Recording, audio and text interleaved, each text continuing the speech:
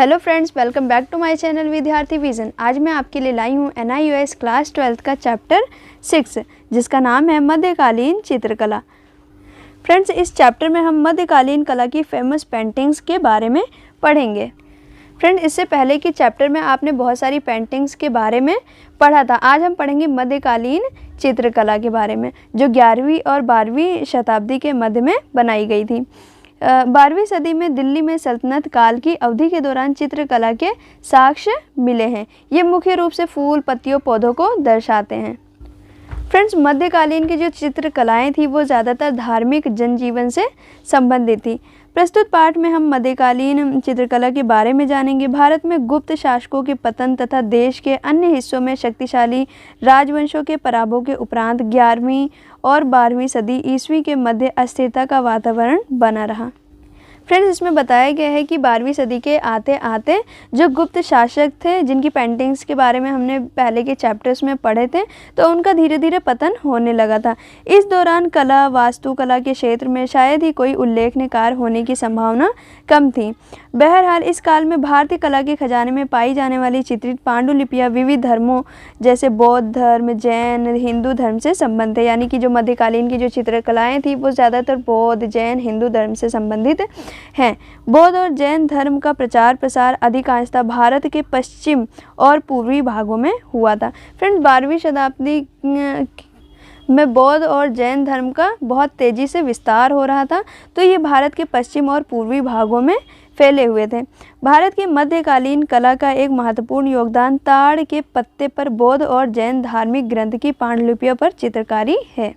Friends, इसमें बताया गया है कि जो बौद्ध और जैन धर्म की जो पांडुलिपियाँ थी ताड़ के पत्तों पर लिखी गई थी।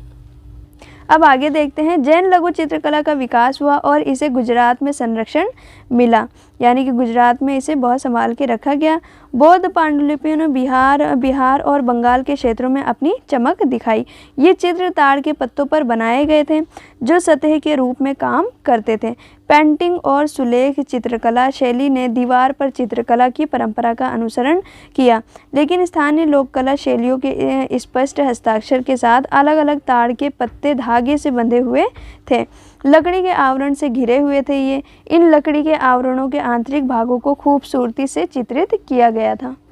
फ्रेंड्स, ये थी हमारी मध्यकालीन चित्रकला। आइए इसकी शॉर्ट समरी देख लेते हैं। मध्यकालीन चित्रकला धार्मिक जनजीवन से संबंधित थी। भारतीय कला में पाई जाने वाली पांडुलिपि विविध धर्मों से रिलेटेड थी, जैसे जैन धर्म, बौद्ध धर्म, हिंदू धर्म। बौद्ध और जैन धर्म भारत के पश्चिमी पूर्वी भागों में फैले हुए थे।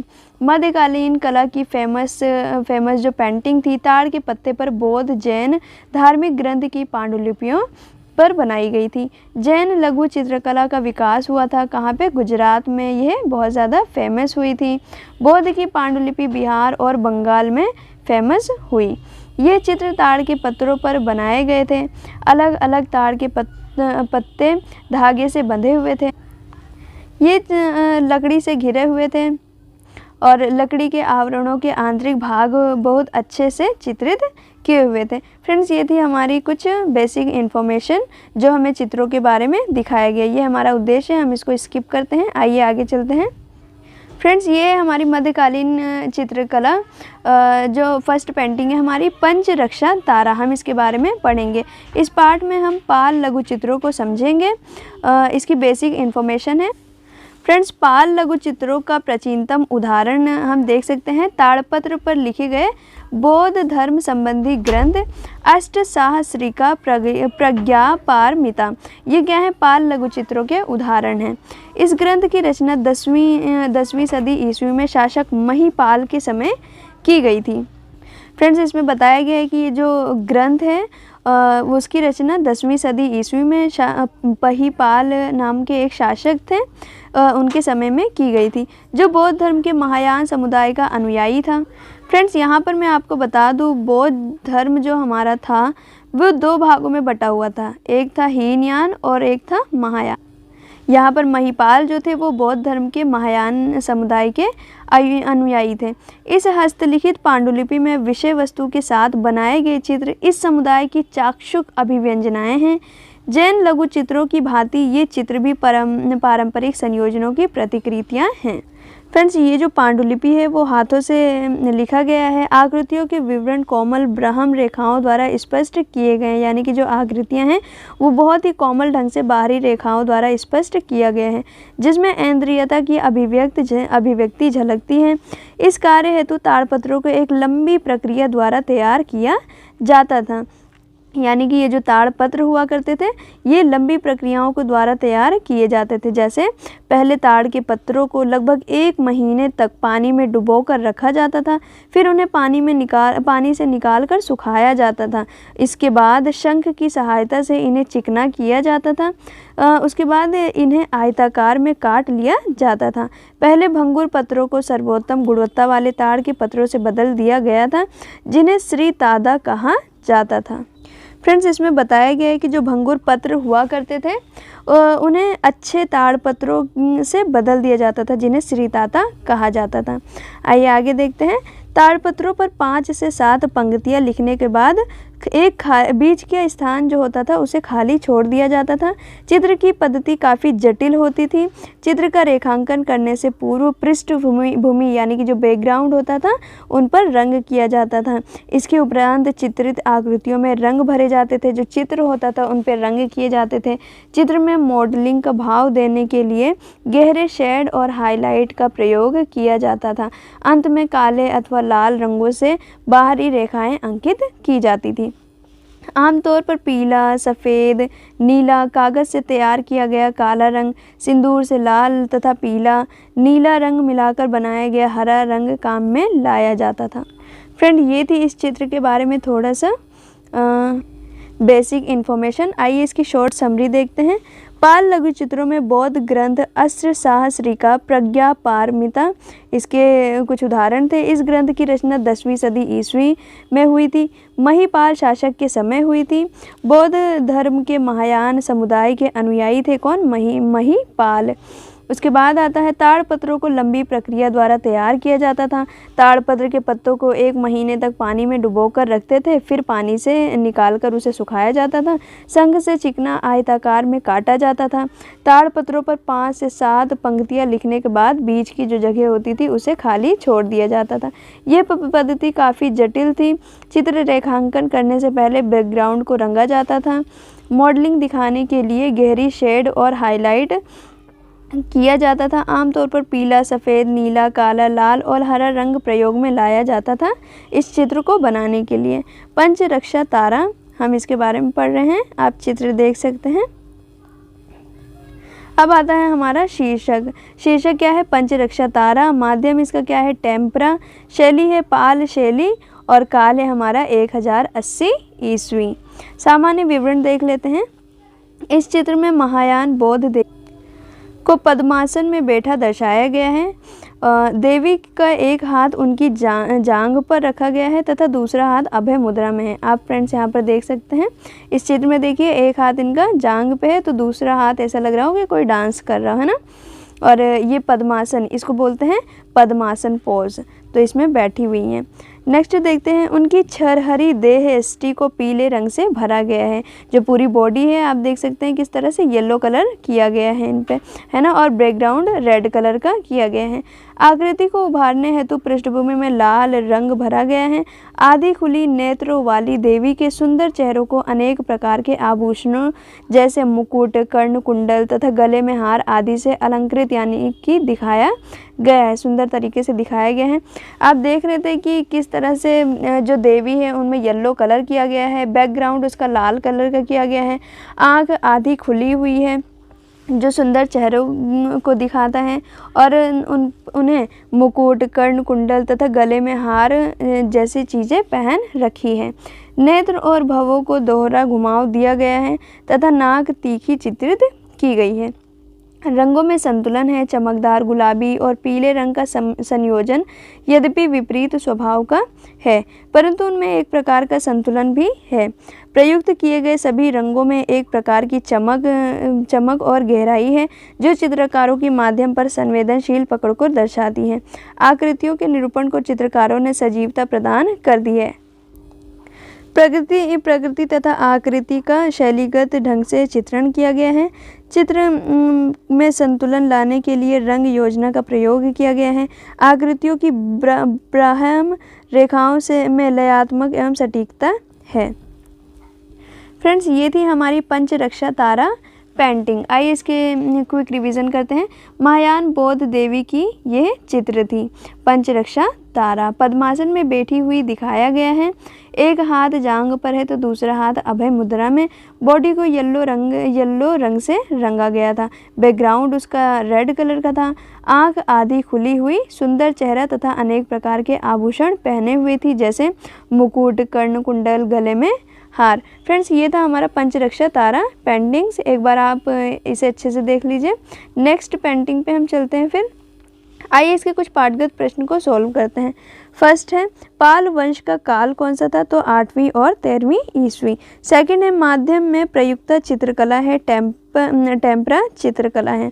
तो थर्ड है, चित्रकला की शैली का उल्लेख करें, तो पाल है। पाल शैली का प्रयोग किया गया। यहाँ पर आप देख सकते हैं शैली कौन सी है, पाल शैली। फ्रेंड्स, ये है हमारी मध्यकाल की सेकंड पेंटिंग। इसके बारे में हम पढ़ेंगे। जैन ताड़पत्र लघु चित्रकला, यानी कि ये जैन धर्म की चित्रकला है। ताड़पत्रों पर लिखी गई जैन पांडुलिपियों में बनाए गए लघु चित्र 10वीं से 14वीं सदी ईस्वी के मध्य गुजरात, राजस्थान तथा अन्य क्षेत्रों में विकसित हुए। फ्रेंड्स, इसमें बताया गया है ताड़पत्रों पर जो लिखी गई जैन पांडुलिपियाँ थी वह 10वीं 14वीं सदी ईस्वी के मध्य गुजरात, राजस्थान और भी अन्य क्षेत्रों में विकसित हुई थी। ये चित्र वास्तव में कल्पसूत्र जैन धर्म की एक पवित्र ग्रंथ थी। जैसे पवित्र जैन धर्म ग्रंथों में चित्रित दृष्टांत है। बाद के समय में ये चित्र कागजों पर भी बनाए गए। चमकदार रंग योजना तथा आँखों के कोणीय रेखांकन आप ऐसे आँख देख सकते हैं ना, कुछ इस प्रकार का है, इसको बोला जाता है कोण रेखांकन। आंखें चेहरे की ब्राह्म रेखाओं से बाहर निकली चित्रित की जाती हैं, जिसके कारण जैन चित्र पहचाने जाते हैं। ये ताड़ पर आयताकार में बनाए गए हैं। लिखाई एवं चित्रण हेतु स्थान का विवरण समान रूप से किया गया है। चित्रों की शैली एक प्रकार से शुद्ध चित्र खींच देने वाली की भांति है। फ्रेंड्स, यहाँ पर आपने देखा कि जैन पांडुलिपियों की लघु चित्र 10वीं से 14वीं सदी के मध्य विकसित हुई थी, जो गुजरात, राजस्थान तथा अन्य क्षेत्रों में विकसित हुई थी। ये चित्र जैन धर्म ग्रंथों के कल्पसूत्र में चित्रित हैं। विभिन्न रंगों का प्रयोग किया गया है। आँखों में कोणीय रेखांकन का प्रयोग किया गया है, जिससे ये पता चलता है कि यह चित्र जैन चित्रकलाओं में से एक है। आइए अब आगे देखते हैं। इसका शीर्षक है कल्पसूत्र श्वेतांबर। माध्यम है ताड़पत्र पर टेम्परा। फ्रेंड्स, आपको ये याद रखना पड़ेगा, ये वेरी इंपॉर्टेंट है। काल है 1509 ईस्वी। माप है 8 सेंटीमीटर इंटू 22 सेंटीमीटर। सामान्य परिचय देख लेते हैं। कल्पसूत्र श्वेतांबर जैन समुदाय का एक पवित्र ग्रंथ है, जिसमें जैन तीर्थंकरों के जीवन संबंधी कथानक का उल्लेख है। यह अर्धमागधी प्राकृत लिपि में लिखा गया है। कल्पसूत्र जो है वह श्वेतांबर जैन समुदाय का एक पवित्र ग्रंथ है, जिसमें जैन तीर्थंकरों के जीवन संबंधी यानी कि लाइफ से रिलेटेड कथानक का उल्लेख किया गया है। प्राकृत लिपि में लिखा गया है तथा इसके लेखन का श्रेय जाता है किसको? भद्र बाहु को। प्रस्तुत चित्र 6.2 इससे ऊपर जो आपको मैंने दिखाया था, कल्पसूत्र की पोथी का एक ताड़पत्र चित्रित पृष्ठ है, यानी कि वो जो पिक्चर थी वो कल्पसूत्र की एक पृष्ठ है। इस चित्र के 2 खंड हैं। फ्रेंड्स, आप देख सकते हैं, एक खंड ये है और दूसरे में ये। मैं आपको बताती हूँ कि इसमें क्या क्या चीज़ है। जैसे चित्र के दाहिने खंड में पशु आकृति का सिर किसी देव का है, जिसका शेष शरीर मानव का है। ठीक है, वे हाथ में शिशु को लिए हुए हैं। फ्रेंड्स, मैं इसी चित्र की बात कर रही थी। आप देख सकते हैं इसमें आधा शरीर तो मानव का दिखाई दे रहा है, पर ऊपर का जो हिस्सा है वो पशु के समान दिखाई दे रहा है, और इस चित्र में बच्चे को भी लिए हुआ दिखाया गया है। अब हम बात करते हैं चित्र के बाएं खंड में पलंग पर रानी माँ को अपने नवजात शिशु के साथ लेटे हुए दर्शाया गया है। इन चित्र खंडों में एक तीर्थंकर के जन्म की कथा को प्रदर्शित किया गया है, यानी कि ये जो चित्र है ये किसी तीर्थंकर के जन्म को प्रदर्शित करता है। इन चित्रों में जैन लघु चित्रों की सारी विशेषताएं जैसे आकृतियों का कोणीय रेखांकन तथा लाल पृष्ठभूमि देखी जा सकती है। यद्यपि मानव आकृति के चेहरे एक तरफ देखते बनाए गए हैं, परंतु उनकी दूसरी आंख भी चित्रित की गई है। ये लंबी आंखें चेहरे की ब्रह्म यानी कि बाहरी सीमा से बाहर निकली हुई चित्रित की गई हैं। पृष्ठभूमि में सपाट रंग भरा गया है और बाहरी किनारों के पास गहरे रंग के प्रयोग से चित्र में भार या ठोसता का आभास होता है। आकृतियों के रेखांकन में लयात्मक के कारण आकृतियों में गतिशीलता का आभास होता है, यानी कि ऐसा लगता हो कि ये गति कर रही हो। आइए इसकी शॉर्ट समरी मैं आपको बता देती हूँ। कल्पसूत्र चित्र के 2 खंड हैं।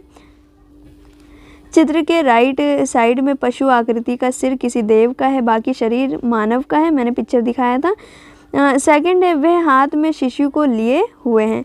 सेकंड पेंटिंग है लेफ्ट साइड पलंग पर रानी माँ को अपने नवजात शिशु के साथ लेटे हुए दिखाया गया है।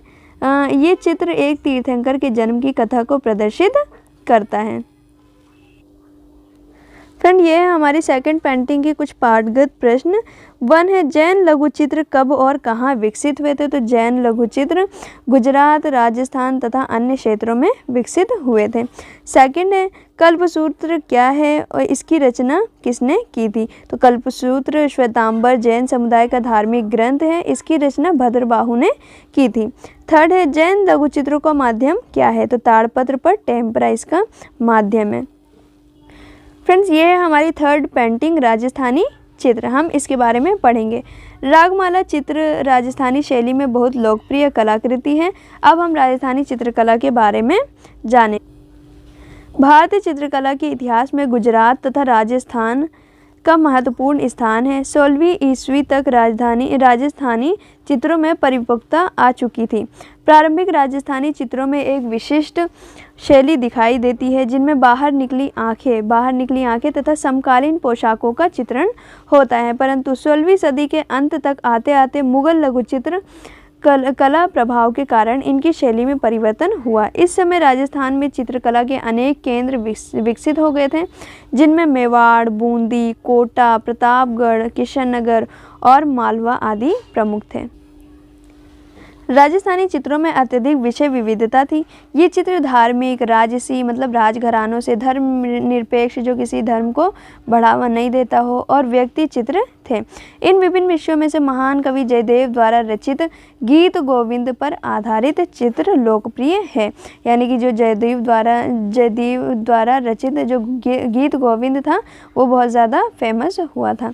रागमाला, इसका शॉर्ट समरी देखते हैं। रागमाला राजस्थान में लोकप्रिय है। गुजरात राजस्थान चित्रकला के इतिहास में महत्वपूर्ण है। ये राजस्थानी चित्रों की विशिष्ट शैली है। बाहर निकली आंखें और समकालीन पोशाकों का चित्रण। 16वीं ईस्वी तक राजस्थानी चित्रों में परिपक्वता आ चुकी थी, पर 16वीं सदी के लास्ट तक इनमें परिवर्तन आया। आइए आगे देखते हैं। ये है हमारी चित्र। फ्रेंड्स, ये राजस्थानी पेंटिंग है। ये पेंटिंग मुझे बहुत पसंद है। आई होप कि आपको भी ये पेंटिंग अच्छी लग रही होगी। देन हम चलते हैं अपने पेंटिंग की तरफ। इसके बारे में थोड़ा सा जानते हैं। तोड़ी रागिनी, इसको क्या बोलते हैं? इस पेंटिंग को तोड़ी रागिनी। माध्यम है टेम्परा, शैली है प्रतापगढ़, काल है हमारा 1710 ईस्वी। सामान्य विवरण देख लेते हैं। ये चित्र रागमाला श्रृंखला पर बनाए गए अनेक चित्रों में से एक है। रागमाला श्रृंखला पर बनाए गए अनेक चित्रों में से ये पेंटिंग एक है।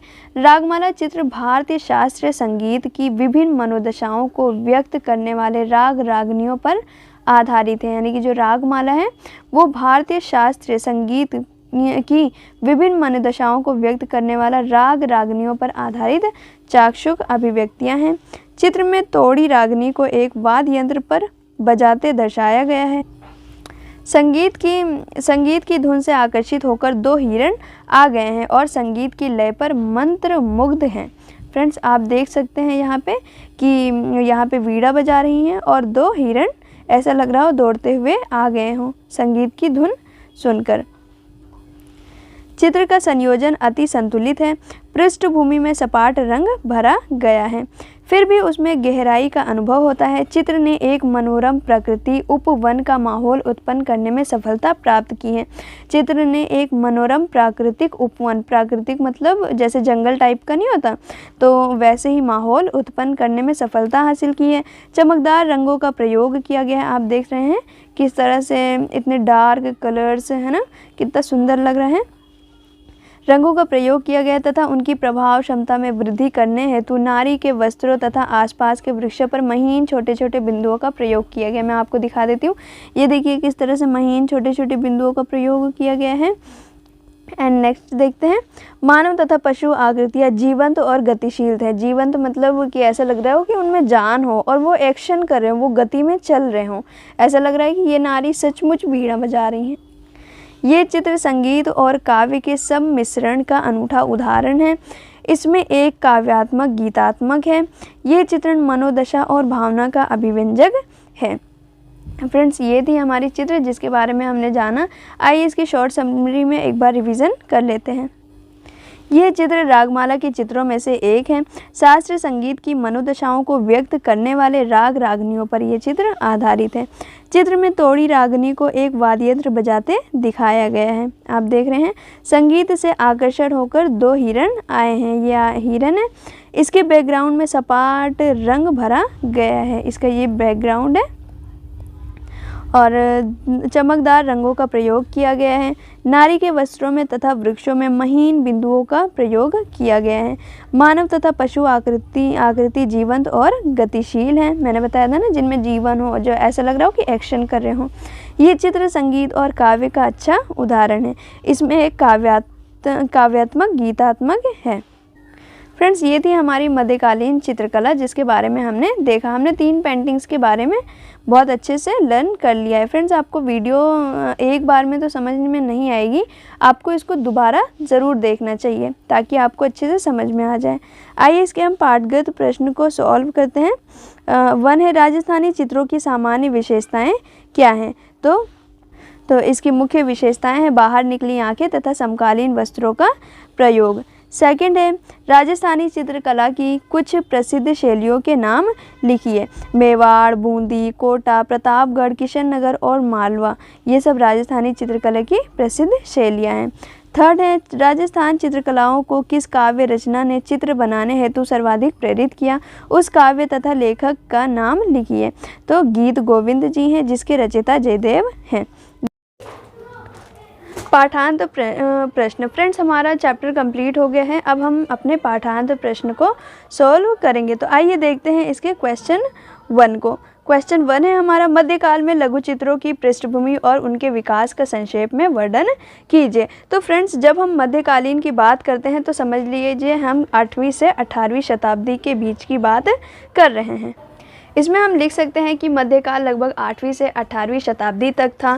लघु चित्रकला का विकास एक महत्वपूर्ण चरण था। इसमें लघु चित्र छोटे आकार के चित्र होते हैं जिनसे सूक्ष्म विवरण और जटिल रंगों का प्रयोग किया जाता है। अब हम बात करते हैं इसमें पृष्ठभूमि के। तो इस पर प्रारंभिक जो प्रभाव पड़ा था वो लघु चित्रकला प्राचीन भारतीय हस्तलिखित पांडुलिपियों में देखी जा सकती है।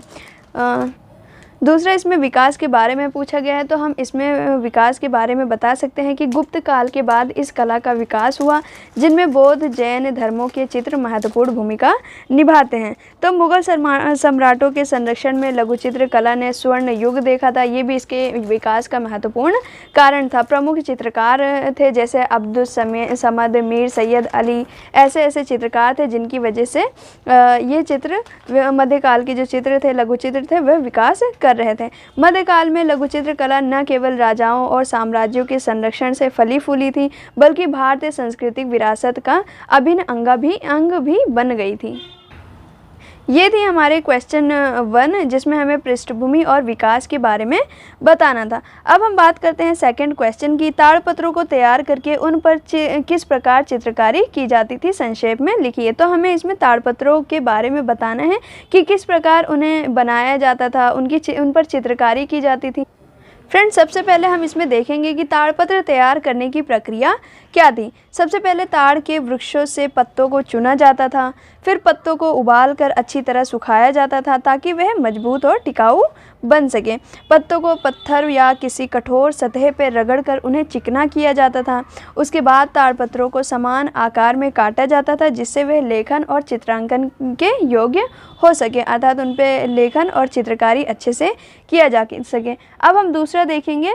पहले में हमने देखा ताड़पत्र तैयार करने की प्रक्रिया, उसके बाद हम देखेंगे चित्रकारी करने की प्रतिक्रिया। अब चित्रकारी उस पर कैसे की जाती थी। सबसे पहले चित्र को हल्के हाथ से उकेरा जाता था, फिर धातु की नुकीली कलम या लकड़ी की सूक्ष्म छड़ी से।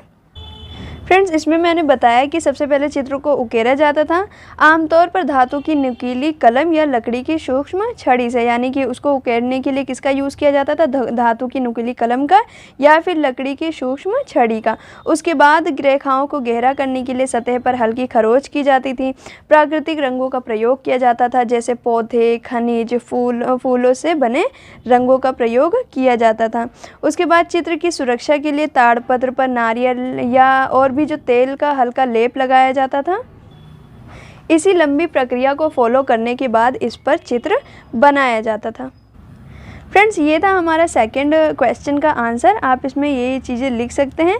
फिर आते हैं हम अपने क्वेश्चन थर्ड की तरफ। ताड़पत्र पर बनाए गए जैन लघु चित्रों की विशेषताएं लिखिए। अब जो ताड़पत्र पर जो चित्र बनाए गए थे, लघु चित्र बनाए गए थे जैन धर्म से रिलेटेड, तो हमें इसकी विशेषताएं बतानी। फ्रेंड्स, इसमें हम लिख सकते हैं कि जैन लघुचित्र ताड़पत्रों पर चित्रकला की एक समृद्ध परंपरा को दर्शाते थे, जो न केवल धार्मिक ग्रंथों को सुंदर बनाते थे बल्कि जैन धर्म के सिद्धांतों और आध्यात्मिकता पर गहरा प्रभाव भी डालते थे। इनकी विशेषताओं में हम एक चीज़ ये भी देख सकते हैं कि चित्रों में धार्मिक अनुष्ठान, ध्यान मुद्रा में तीर्थंकर और जैन संतों के जीवन के महत्वपूर्ण दृश्य को दिखाया जाता था। फिर प्रारंभिक जैन लघुचित्र ताड़पत्रों पर बनाए जाते थे। ताड़पत्रों की सीमित चौड़ाई के कारण चित्र लंबे और पतले आकार में दिखाई देते थे। बाद में कागज़ के आगमन के साथ चित्रकारी का दायरा बढ़ गया, यानी कि वह कागज़ पर बनाए जाने लगे थे। फिर हम इसकी विशेषताओं में देख सकते हैं चित्रों में मोटी, गहरी और स्पष्ट रेखाओं का उपयोग किया जाता था। रेखाएं सरल होती थी लेकिन उनमें एक विशेष धार्मिक गंभीरता भी झलकती थी। इनमें रंगों की बात करें तो चित्रों में गहरे और चमकीले रंगों का प्रयोग किया जाता था, जैसे लाल, पीला, नीला, हरा और सुनहरा। इन सब रंगों को हम लिख सकते हैं। प्राकृतिक रंगों का उपयोग होता था जो पौधों, खनिजों और अन्य प्राकृतिक स्रोतों से तैयार किए जाते थे। आप इसमें इनकी विशेषताओं के बारे में इन सब चीज़ों को लिख सकते हैं। कई रंगों में सुनहरे और चांदी रंगों का उपयोग सजावटी प्रभाव के लिए भी किया गया था। ये था हमारा क्वेश्चन थर्ड का आंसर। आइए अपने क्वेश्चन 4 को देखते हैं। तोड़ी रागनी का वर्णन कीजिए। फ्रेंड्स, तोड़ी रागिनी में हम बता सकते हैं कि तोड़ी रागिनी भारतीय शास्त्रीय संगीत के प्रमुख रागों में से एक है। ये राग हिंदुस्तानी शास्त्रीय संगीत में बेहद लोकप्रिय है और इसकी गिनती गंभीर, भावपूर्ण और रहस्यमय रागों में होती है। जैसे कि मैंने यहाँ पे लिख रखा है, भारतीय शास्त्रीय संगीत के विभिन्न रागों में से एक है। यह रागिनी गंभीरता, करुणा, भक्ति और विरह के भाव को व्यक्त करती है। विरह मतलब बिछड़ना, ठीक है। इसका स्वरूप गंभीर, रहस्यमय और कभी कभी उदासी से भरा हुआ होता है। तो हम तोड़ी रागिनी में ये सब चीज़ें लिख सकते हैं। फ्रेंड्स, ज़रूरी नहीं है कि आप इसी चैप्टर से रिलेटेड ही लिखेंगे। जब ऐसे क्वेश्चंस आते हैं तो हमें जितनी भी इससे रिलेटेड नॉलेज है हम इसमें लिख सकते हैं। आइए हम क्वेश्चन 5 देखते हैं। रागमाला क्या है, स्पष्ट कीजिए। फ्रेंड्स, यहाँ पे हमें रागमाला के बारे में बताना है कि रागमाला क्या है, स्पष्ट कीजिए। तो रागमाला का शाब्दिक अर्थ जो होता है वो होता है रागों की माला या रागों की श्रृंखला। यह एक ऐसी परंपरा है जिसमें विभिन्न रागों को एक क्रम में जोड़ा जाता है। जैसे कि मोतियों को माला में पिरोया जाता है, एज इट इज़ ऐसा ही कुछ होता है रागमाला में। फ़र्क इतना है कि रागों की माला या रागों की श्रृंखला रागमाला को बोला जाता है। रागमाला का उल्लेख शास्त्रीय संगीत में होता है, चित्रकला और साहित्य तीनों में देखने को मिलता है। लेकिन हम फ्रेंड्स यहाँ पे चित्रकलाओं के बारे में मतलब पढ़ते हैं, इसलिए हम यहाँ पे चित्रकला की ही बात करेंगे। भारतीय लघुचित्र परंपरा में रागमाला चित्रकला का भी एक प्रमुख विषय है। जैसे इसमें रागों और रागनियों को मानव रूप में चित्रित किया जाता है, जिनके भाव और दृश्य उनके संगीत के स्वभाव को दर्शाते हैं। फ्रेंड्स, यहाँ पर हम ये भी लिख सकते हैं कि रागमाला केवल रागों का समूह नहीं है, बल्कि ये भारतीय संगीत और कला की एक अद्वितीय परंपरा है, जो संगीत, साहित्य और चित्रकला के माध्यम से रागों के सौंदर्य और भावनाओं को दर्शाने का कार्य करती थी। तो हम इसमें रागमाला क्या है स्पष्ट कीजिए, इसके बारे में मैंने आपको बता दिया। आप इसमें ये सारी चीज़ें लिख सकते हैं। लेकिन फ्रेंड्स, आप अगर चाहते हैं कि मैं आपको ये रिटन में दूँ, तो आप प्लीज़ मुझे कमेंट ज़रूर करना, ताकि मैं आपके लिए दूसरी वीडियो बना सकूं। आइए अब अपने क्वेश्चन 6 को सॉल्व करते हैं। क्वेश्चन 6 में हमें बताया गया टोडी रागिनी चित्रकला दिखने में कैसी है। तो हम इसमें बता सकते हैं टोडी रागिनी को एक सुंदर रागिनी यानी कि नायिका के रूप में दिखाया गया है, जो एकांत में बैठी हैं, प्रेम, विरह या भक्ति के भाव में डूबी रहती हैं। तो ये सब टोडी रागिनी में हमने देखा था, जो चित्रकला हमने पढ़ा था, हमें उसके बारे में ही बताना है। क्वेश्चन 7 है जैन शैली की विशेषताओं का वर्णन कीजिए। फ्रेंड, जैन शैली की विशेषताओं में हम लिख सकते हैं जैन शैली भारतीय चित्रकला की एक महत्वपूर्ण परंपरा है, जिसका विकास मुख्य रूप से जैन धर्म के धार्मिक ग्रंथों और मान्यताओं के चित्रण के लिए हुआ है। ये शैली लघु चित्र कला के रूप में प्रसिद्ध है और ताड़पत्रों व हस्तलिखित पांडुलिपियों में चित्रांकन के माध्यम से यह विकसित हुई है। तो हम इसमें जैन शैली की विशेषताओं के बारे में बता रहे हैं, तो हम जैन शैली से रिलेटेड जितनी भी चीज़ें हैं हम सबको यहाँ पे लिख देंगे।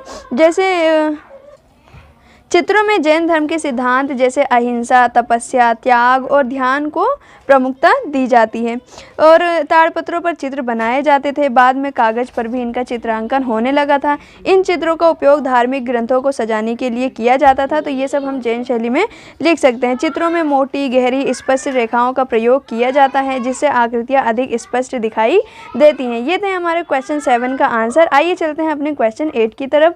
कल्पसूत्र चित्र का वर्णन कीजिए। हमें इसमें कल्पसूत्र के बारे में बताना है।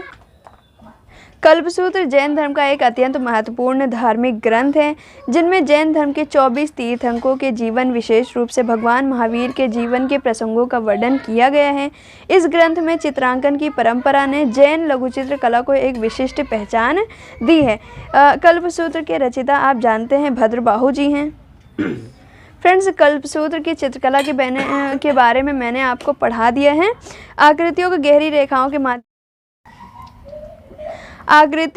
रेखाओं के माध्यम से सजाया जाता है, जिससे चित्र सरल लेकिन प्रभावशाली दिखते हैं। चित्रों में लाल, हरा, पीला, नीला जैसे चमकीले रंगों का प्रयोग किया गया है। सोने और चांदी के रंगों का भी प्रयोग अक्सर किया जाता है। चित्रों में अलंकरण पर ध्यान दिया जाता है। अलंकरण मतलब होता है सजावट पे ध्यान दिया जाता है, जिसमें नाजुक डिज़ाइन और पैटर्न देखने को मिलता है। तो हम ये सारी चीज़ें इसमें लिख सकते हैं।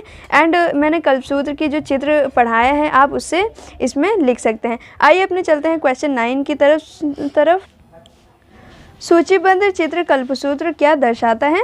सूचीबद्ध चित्रकला एक विशेष प्रकार की चित्रकला शैली होती है, जो जैन हस्तलिखित ग्रंथों, विशेष रूप से कल्पसूत्र में देखने को मिलती है। यह शैली अपनी सूक्ष्मता और बारीकी से की गई रेखाओं के कारण प्रसिद्ध है, जिनकी बनावट सिलाई के धागों जैसी लगती है। इसलिए इसे सूचीबद्ध मतलब होता है सुई से बंधा हुआ या सुई के समान रेखाएं।